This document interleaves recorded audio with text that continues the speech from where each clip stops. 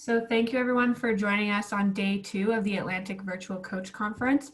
We're really excited to be partnering with Coach NB, Coaching Newfoundland, Coach Nova Scotia, Coaching PEI, and of course all our Nova Scotia partners, so the Government of Nova Scotia, Sport Nova Scotia, and Gaming Nova Scotia. So my name is Kirsty. I'm the Community Coaching Lead at Canadian Sports Centre Atlantic, and I'll be hosting the next few days of the conference. Usually I'm out and about meeting coaches across the province and offering in-person PD, but now because of COVID, we are offering a virtual conference, and we're really happy to have people all over the country attending these conferences tonight. So before introducing Zoe, I do want to say on behalf of Canadian Sports Centre Atlantic that we would like to acknowledge that our office and where I'm currently residing is in the Mi'kmaq, the ancestral and unceded territory of the Mi'kmaq people. And like I said, we know there's coaches from all over Canada, so we welcome you guys to share where you are currently residing.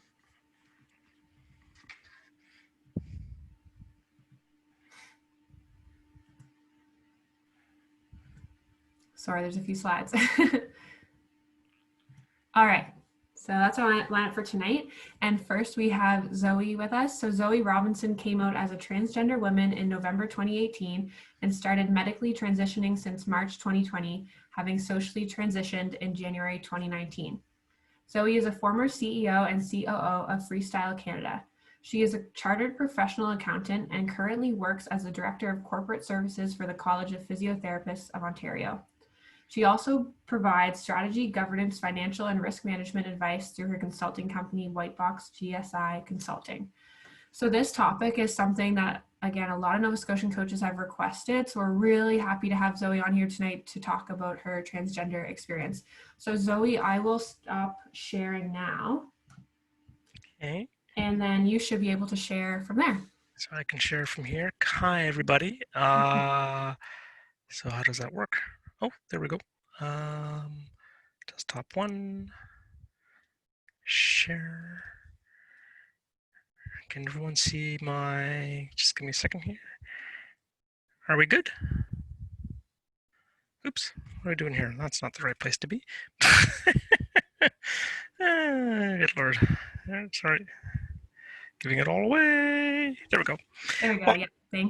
Thank you, Kirsty. Thank you very much for inviting me to speak today. It's really wonderful to be talking to the coaching community.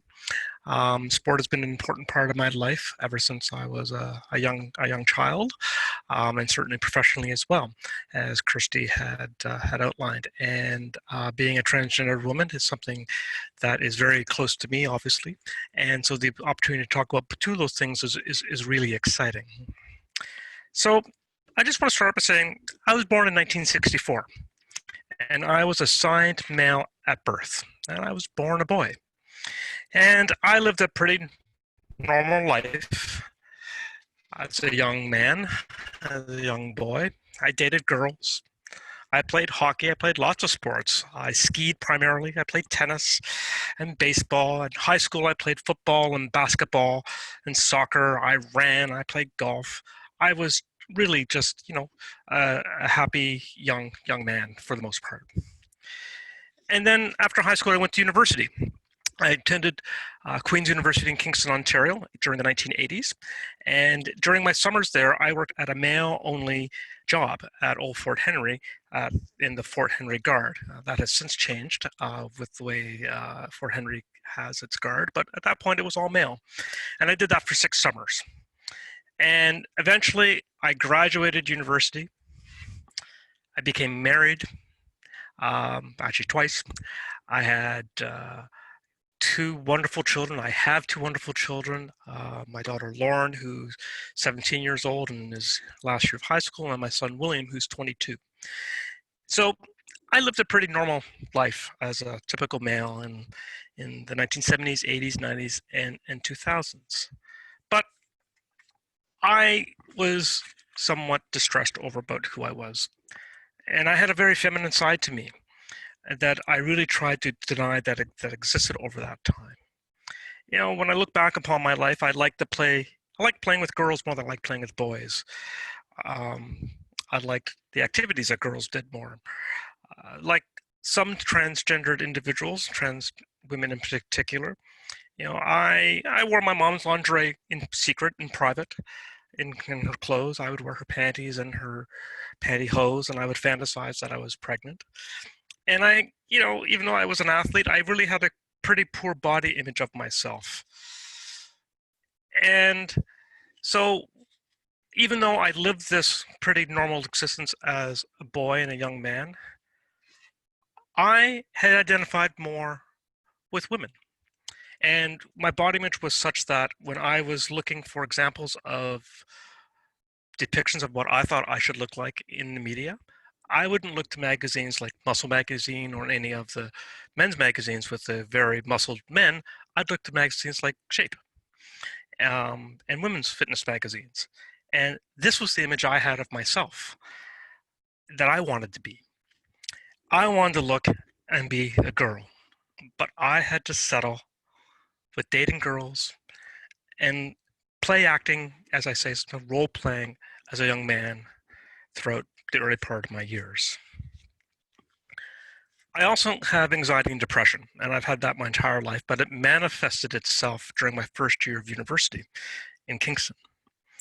And I didn't understand what the underlying factors were behind that. And after years and decades of counseling and some medication to help after a major depressive episode in 2006, it took me up until my early and mid 50s to realize that I had to address something that was very important about me. And when I was 54 on November 12th, 2018, I woke up that morning and said, I'd had enough of who I was. I had enough of being angry. I had enough of being depressed. I had enough of being unhappy and the anxiety that I had. And I said to myself, I just had to accept my feminine side about who I was. And I came out as a transgender woman. I disclosed my gender identity. And that second birthday, nearly 2 years ago, opened up a whole new world for me. And it resolved a lot of my mental illness that I've been struggling with for most of my life. And it's led to me having a much happier life that I lead now as a transgender woman named Zoe Catherine Robinson. But there were lots of challenges over the last few years, and change was pretty common. There's a broken marriage involved, actually my second marriage. There was an impact on my daughter and my son and my brother and my father, and they had to mourn and grieve the loss of a dad, of a brother, of a son. They had to mourn the loss of Bruce, my dead name. So I had to adjust to a whole new existence of new pronouns, new body images, new physical appearances, and I had to be comfortable with the fact of accepting myself in public and professionally in a new way. I feared the loss of friends, and I lost friends, absolutely. I feared about being employed, but fortunately I've been gainfully employed and it's not been an issue for me. I feared social isolation and harassment and discrimination. My family, my son in particular, and I, we feared about being physically bullied, assaulted, violence. It's important to understand that no one glibly chooses to be a transgender person. They don't do this just to win a couple of medals when they're competing in sport. Because this is about a life. This is about finding yourself and living a happy, fulfilling life. And being transgender is hard. It can be scary, and it's a challenge at times. But it's freeing and transformational, and it's absolutely been life-saving for me. My story is unique in my terms of my age and my stations in life. Every transgender person's story is unique. And there are many transgender people in Canada.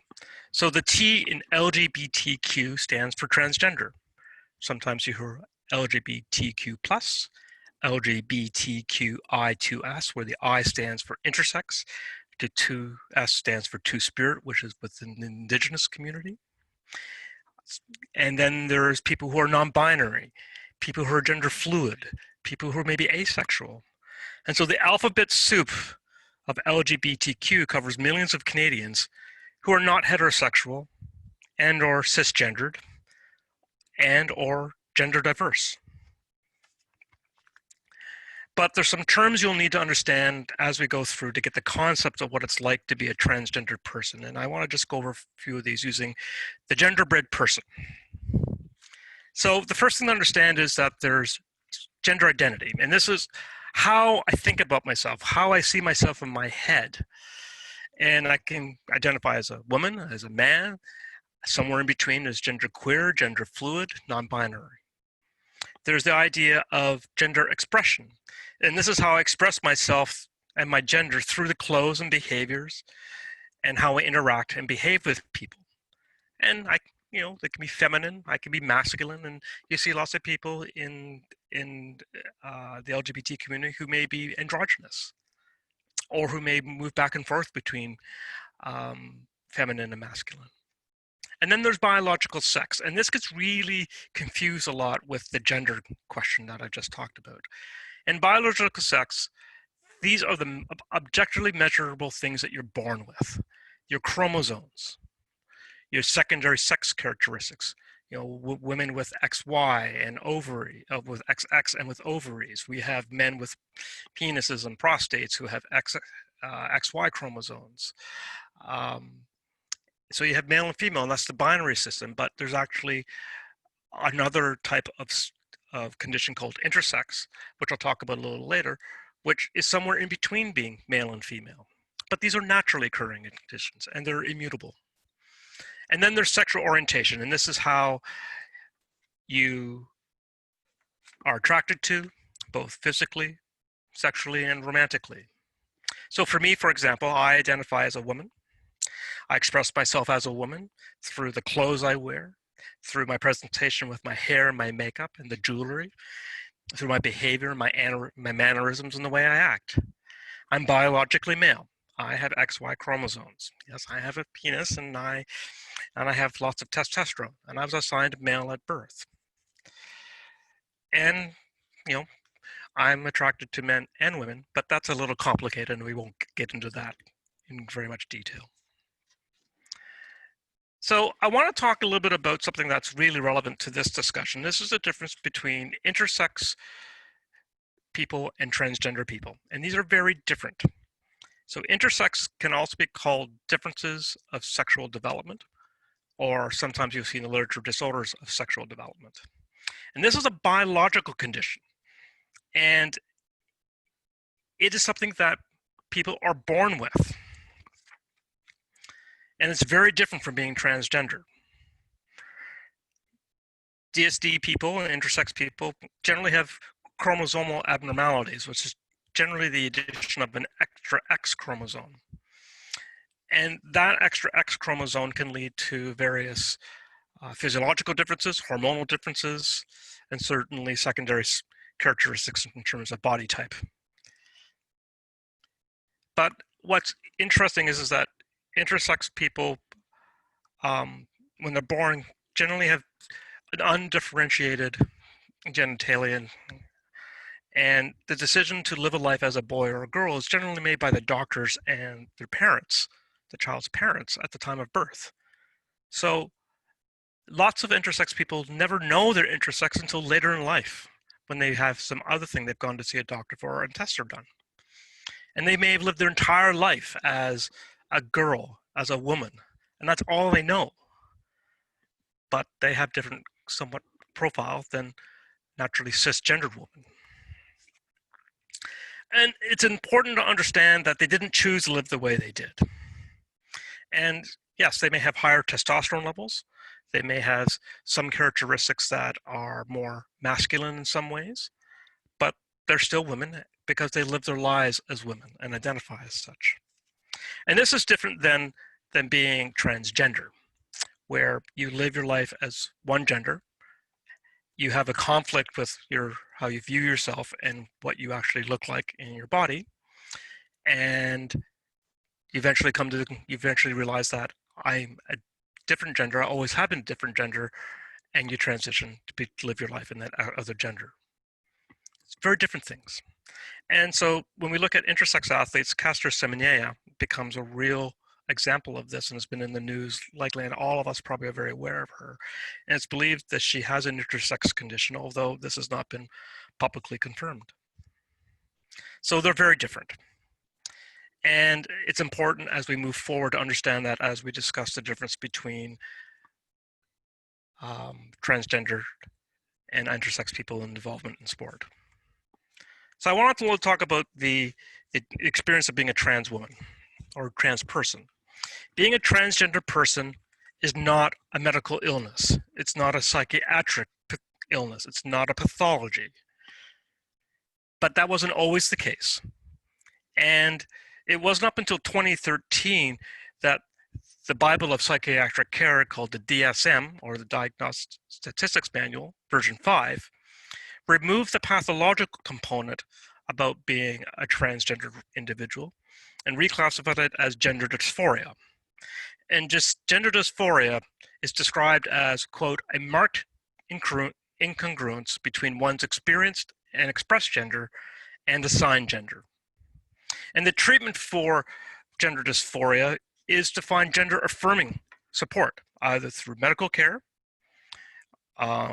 through social transitioning, and through counseling. And yes, transgender people still have types of mental illnesses, anxiety and depression, just like the regular population. But being transgender itself is not an illness itself. And something that also gets talked about is that not all transgender people go through surgery. Not all transgender people do medical intervention. And although trans men, individuals who are assigned female at birth, have a higher rate of surgical intervention and gender confirmation surgery than trans women, and certainly the idea about what was be called sex changes in old parlance, but a gender confirmation surgery or bottom surgery, it's only about 5 to 10% of the population of trans women go through this, although that demand may be increasing in the future. So when we look at Canada in particular, we're not a big part of the population. We're 0.6% estimated, about 184,000 people. They're generally young, 35% under the age of 25, 9% over the age of 50, people like me. So we're overrepresented in the younger age groups, under 25, and vastly underrepresented in the groups over 50. Transgender people are well educated. They're gainfully employed. But even though that's the case, 50% of trans people make less than $30,000 per year, which in 2016 dollars was about the 45th percentile of Canadian incomes. And 40% live in low-income households. So when we look at this kind of demographic side to it, there are certain experiences that trans people have and issues that they face. And this is drawn from a 2020 publication from Trans Public Canada. So many trans people are marginalized by their family and friends. You may lose friends, and I have. People may be ostracized and lose family. They may be disowned by sometimes, and that's a common thing you hear about young trans people. They suffer social isolation. They're misunderstood by people because not very many people know a transgender person, so all they know about being trans is from the media. We have challenges to access bathrooms in our preferred gender. There's higher rates of sexual harassment and sexual assault. There's verbal harassment, which is significant. There's large amount of physical intimidation and threats, and 16% at some point face physical violence. There's challenges to get government documents in your preferred gender and name. I'm still trying to change my gender marker from M to F, and I've been at this for 6 months. And then it's going to take me probably another 4 months to change my name, and then it's going to probably take me another year to change all the documentation that I have to in order to be legally who I know I am, as Zoe Catherine Robinson. And there are administrative challenges in terms of completing forms, because in many ways, I can't use my preferred name. I have to use my legal name.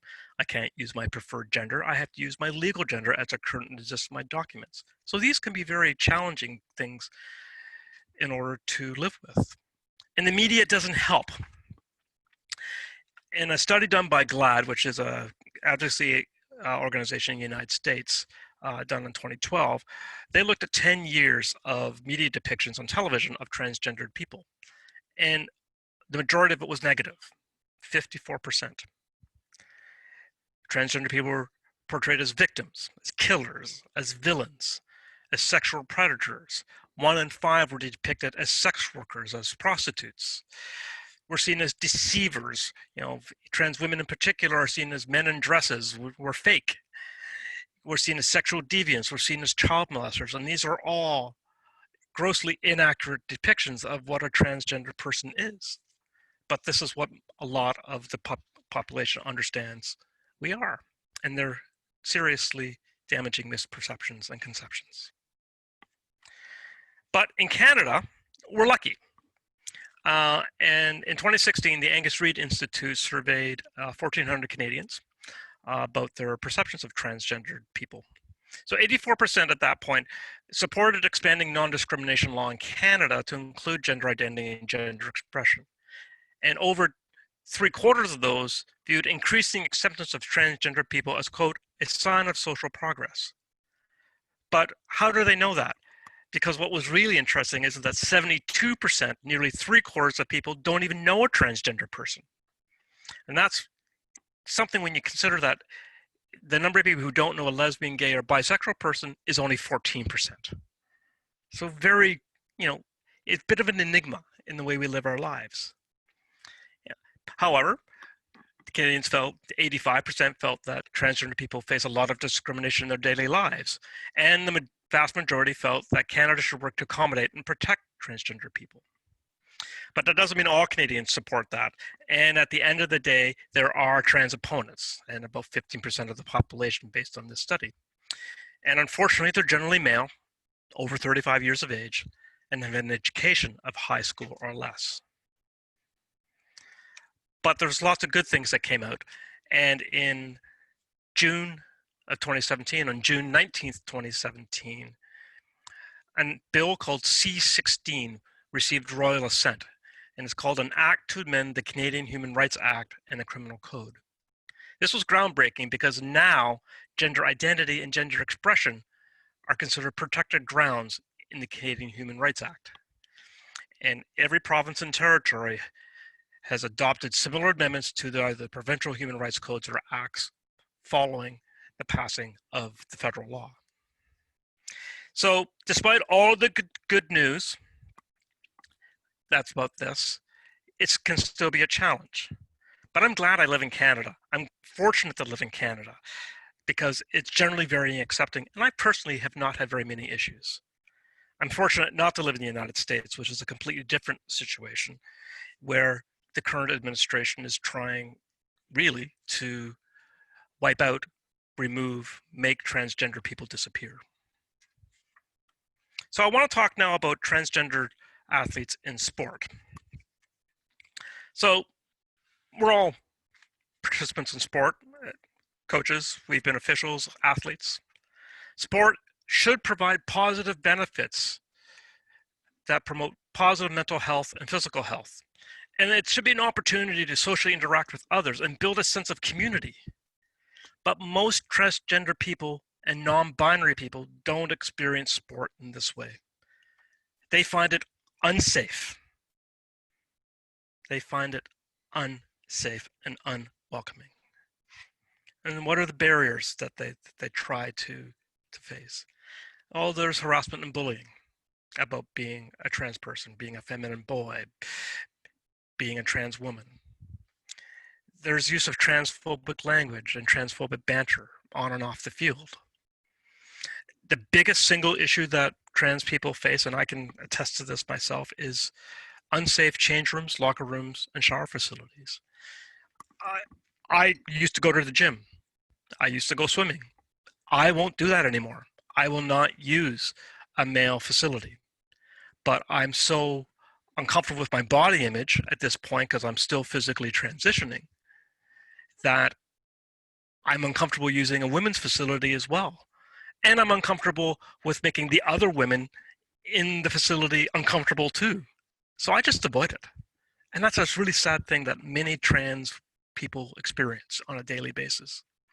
And there are also structural issues around this. Binary gendered categories for team selection and recruitment. You got to be on the boys or the girls team, the men's or the women's team. You have to wear certain type of clothing in order to conform to being on the men's or women's team. There's lack of gender affirming registration documentation, as I said earlier about the administrative problems, where you can't use your preferred name, you have to use your legal name, and you can't use your preferred gender marker identity. There was a study done in Spain that was released in earlier this year, and was about the participation rate of transgender people pre and post gender disclosure or coming out. And what the study found is that there was the transgender people participated at a similar level to the general population in organized physical activity and sport prior to disclosing their gender or coming out. But once they disclosed their gender, that changed dramatically. In fact, 15% of the individuals who were transgendered, as reported in the study, stopped participating in physical activity and sport completely. And the other thing that occurred is that they switched how they participated in physical sport and activity from organized activities and team activities to more unorganized physical and sport activities that were generally individual in nature. So running and walking were primary, and for trans men in particular, bodybuilding became a particularly important one. So what can you do as a coach? Well, and to support transgender people. The first thing is that you can create a safe and welcoming space for trans athletes. You can publicly support and celebrate and welcome those athletes to participate in sport. You can use gender neutral language. What's really important is that have a zero tolerance policy for athletes and their parents for use of transphobic language and banter, both on and off the field of play. Make it a welcoming, gender-affirming environment. You can also do that by using the trans athlete's preferred name and pronouns. In fact, when you're introducing yourself and introducing members of the team, encourage yourself to say, hey, my name's Zoe Robinson, I'm your coach, and the pronouns I use are she, her, and hers. And then you go around the group and you ask people to give their name and give the pronouns that they use.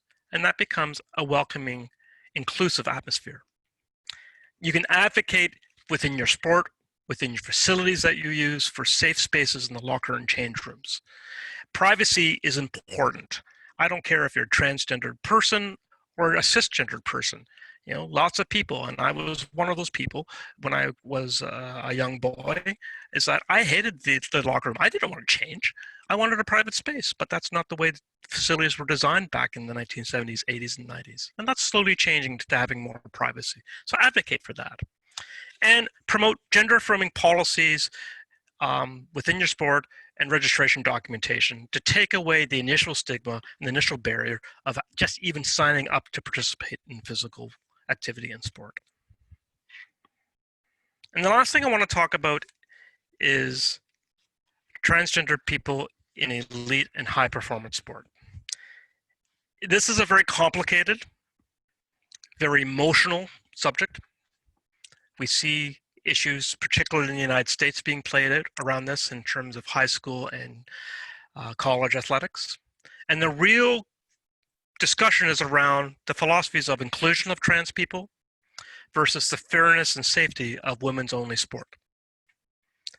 And there's a long history of trans people participating in sport, and it's believed that intersex individuals have participated in women's sport for decades, if not for centuries. But they didn't really know that because they didn't realize that they were intersex or had DSD. And we find that there are different rules for trans athletes in different sports, and that particularly in the speed and strength sports, that they tend to be more impacted about these things than in the endurance sports. So what are the rules? And it's generally around levels of testosterone. And testosterone in Canada in North America is measured in nanomoles per liter. So an average woman has levels of about 0.4 to 2.1 nanomoles per liter of testosterone.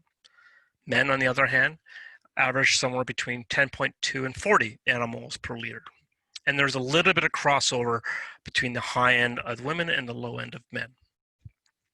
So the IOC has set a limit of 10 nanomoles per liter that people that transgender people and intersex people have to adhere to in order to participate in sports at the international level.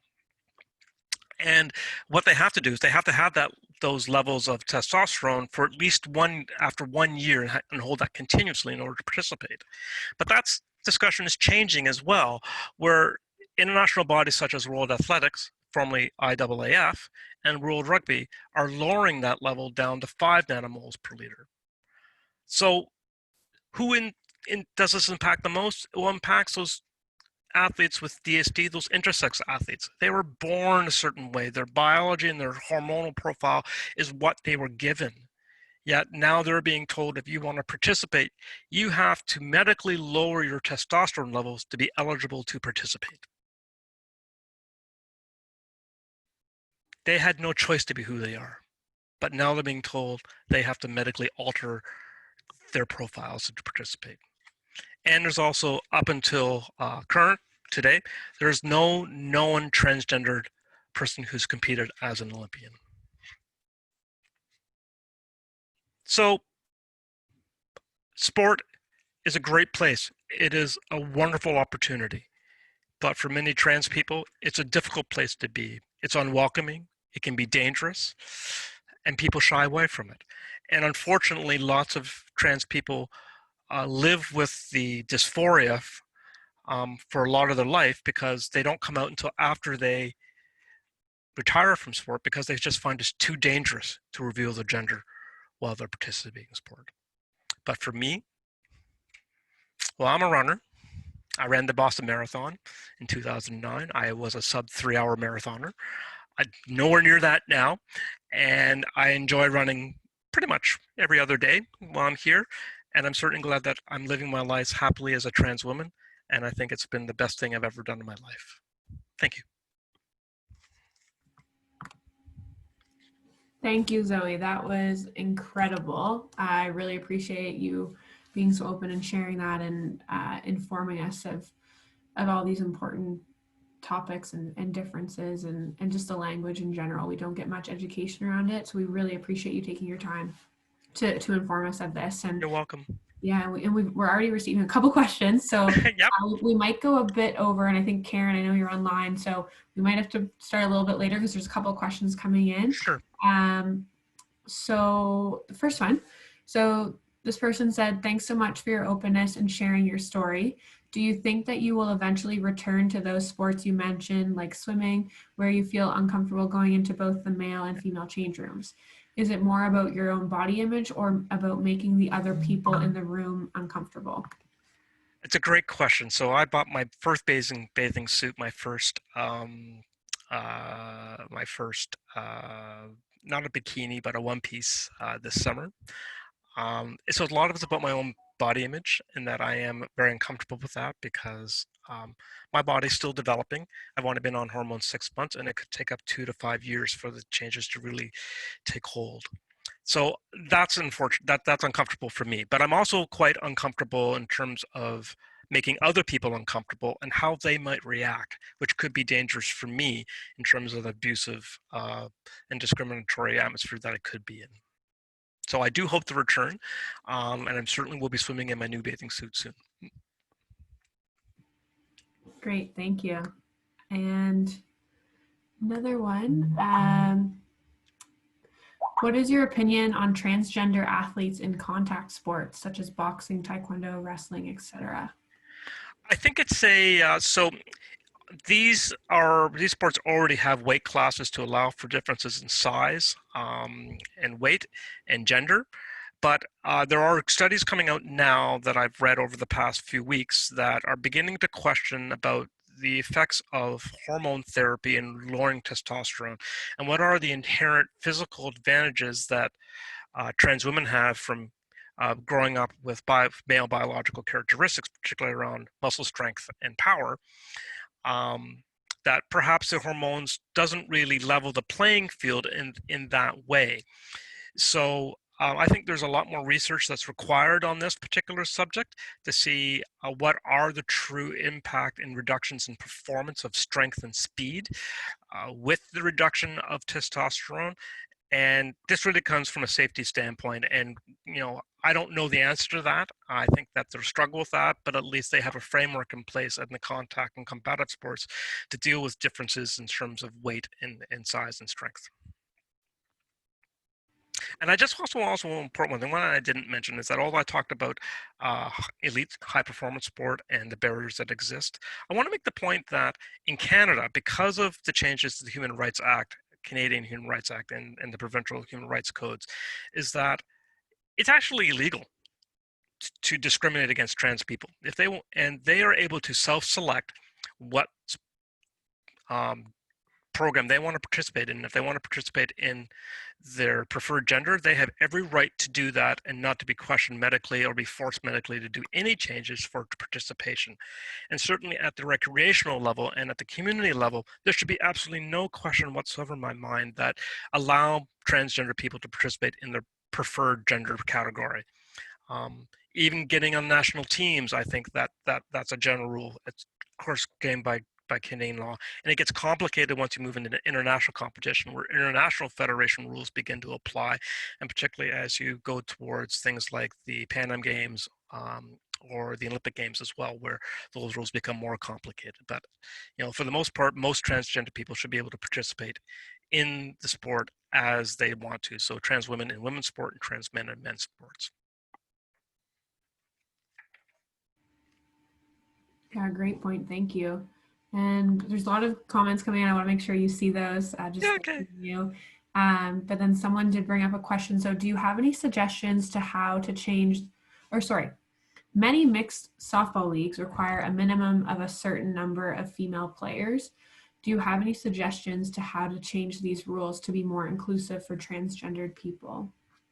Well, I think once again, it's that in Canada, if a trans woman like myself wants to play mixed softball, I'm classified as a woman because I'm a woman, and would fit into those particular rules. I think that it takes increased education by people within the sports system to allow for more gender affirming policies and programs to allow trans people to participate. That requires more education, and it's changing. It really is changing in Canada, and I couldn't have come out 2 years ago if it wasn't a safe place. 5 years ago, nope, not a hope in hell that ever would have happened, because I would have been. I still think too dangerous. But Canada's a great place, but you need to advocate more, and it needs to start young, advocating in this space, creating policies in junior leagues, and it really needs to change in school sport, where there needs to be a clampdown on the transphobic or even homophobic language and behaviors that get promulgated, particularly in boys sport, around those type of things. And I think if you start young, that over the generations and years, that'll just trickle up into the other forms of national sport and provincial sport in the country. Great, thank you. And this will be our last question, then we have to move on to the next one. There's just a lot of great questions coming in. So this person said, thank you for sharing some ways for coaches, leaders to create a safer environment. Any suggestions or direction for how to help educate cisgendered youth sport participants and their parents about having a transgendered coach or teammate? Oh, that's a great question. Um, I, wow, you know, it's brave to go out and do that and disclose your gender and live your true life, and it is affirming. I think that um, I think harassment, discriminatory education needs to include not only against boys, but against girls and women, but against trans people as well, and that needs to be included, and that needs to be mandatory training for athletes and for parents in particular. And as we know, parents can be interesting bystanders and spectators at this side of the playing field. and and I think that these things should be mandatory and to be inclusive. And I think that the other point is that your boards of directors, your volunteer committees, they need to stand behind you as a trans coach and support you. And once again, as I said earlier, just zero tolerance about any harassment, discrimination for you being a trans person. You know what? You are who you are. Thank goodness you are who you are, and you should be allowed to do what you want, live how you want, and no one has the right to tell you you can't live that way, because you are, if you're a trans woman, you are a woman. If you're a trans man, you are a man, and no one gets to question that. But you need support, so you need that system around you. So the league, the club, the executive, they need to support you equally as well. So they need to become educated too. And I think, the Coaching Association of Canada can play a great role in that through its resources. Yeah, thank you. I think that's a great way to wrap this up. And so thank you so much, Zoe. And Oh my God, thank you so much. It's been yeah, awesome. yeah, thank you. And there's a lot of great comments coming in, so I hope you can them. But thank you so much for taking your time, and thank you to all the coaches for attending. I will stop recording now, and then we'll move on to the next Right. session. So thank Actually, you. thank you very much. Happy National Coaches Week. Hashtag thanks coach. And I hope all of you survive, if you're living in Atlantic Canada, survive the hurricane and the rain and the wind. I hope stay safe, please, and enjoy the remainder of the program this week. So thank you so much for inviting me. Thank you. Thanks, Zoe. Bye-bye.